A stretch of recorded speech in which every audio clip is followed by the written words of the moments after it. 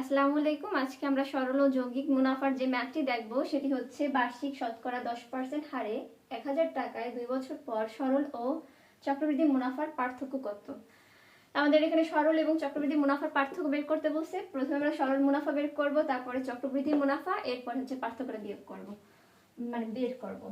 Solution, তথ্য যা দেয়া আছে সেগুলো লিখে নেই। 10% হার মানে মুনাফার হার, আর 10% হতে গেলে 100 দিয়ে ভাগ, 1000 টাকায় মানে আসল 1000 টাকা। এরপরে দেওয়া আছে সময় n 2 বছর। সরল মুনাফা মানে কি, আমরা যে আয় বের করতাম আগে আই ইকুয়াল পি আর, এটাকে বলা হয় কি সরল মুনাফা। সুতরাং সরল মুনাফা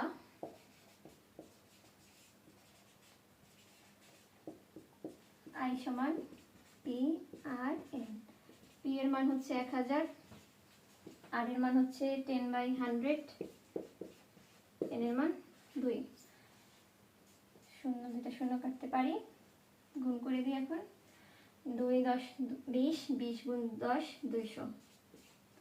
সরল মুনাফা বের করেছি, এখন আমাদের চক্রবৃদ্ধি মুনাফা বের করতে হবে। চক্রবৃদ্ধি মুনাফা বের করার জন্য হচ্ছে কি আগে আমাদের চক্রবৃদ্ধি মূলধন বের করতে হয়, তো এই জন্য আমরা চক্রবৃদ্ধি মূলধন বের করব। এটা আমরা মনে রাখবো, সরল মুনাফা বের করেছি কত 200 থাকুক শেষে।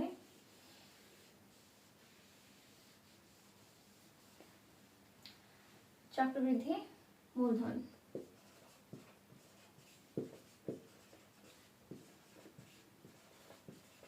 চক্রবৃদ্ধি মূলধন সি বের করার সূত্র কি ছিল, P into 1 plus r to the power n. P এর মান ছিল এখানে 1000, তারপর হচ্ছে 1, আর এর মান 10/100, এন ছিল 2 বছর। ক্যালকুলেশন করি, লসক করা যায় 100 প্লাস 10 স্কোয়ার,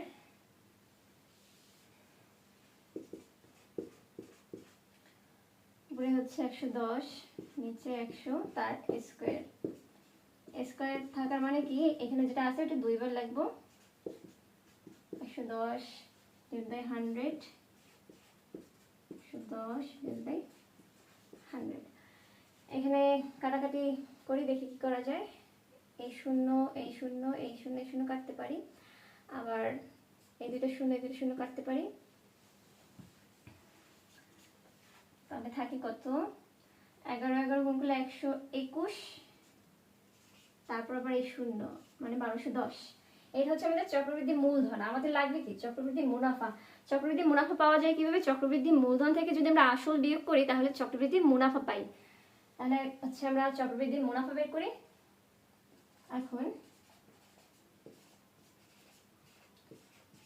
চক্রবৃদ্ধি মুনাফা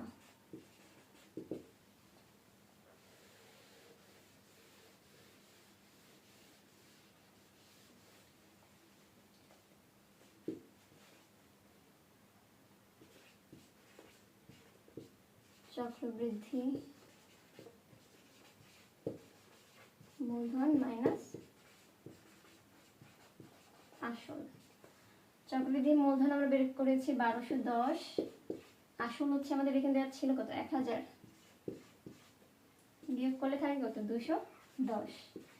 তো আমাদের চক্রবৃদ্ধি মুনাফা বের হলো 210, আর আমাদের সরল মুনাফা বের করেছিলাম 200। এখন এটা পার্থক্য চেয়েছে, এখানে যে পার্থক্য কত, সরল ও চক্রবৃদ্ধি মুনাফার পার্থক্য।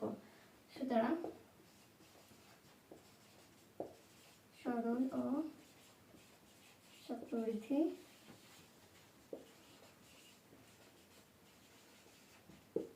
মুনাফার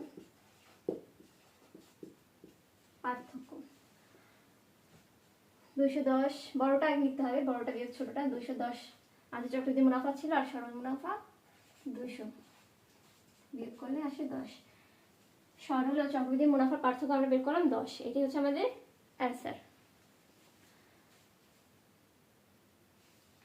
আশা করি আপনাদের এই ম্যাথটিতে কোনো সমস্যা নেই। যদি সমস্যা হয় আমাকে জানাবেন। এই টাইপের যতগুলো ম্যাথ আছে সেগুলো দেখবেন, এগুলো খুব ইম্পর্টেন্ট, এবং এগুলো বিগত সালেও দেখা গেছে যে বিসিএস পরীক্ষায় আসছে। এটা 39তম বিসিএসে আসছে।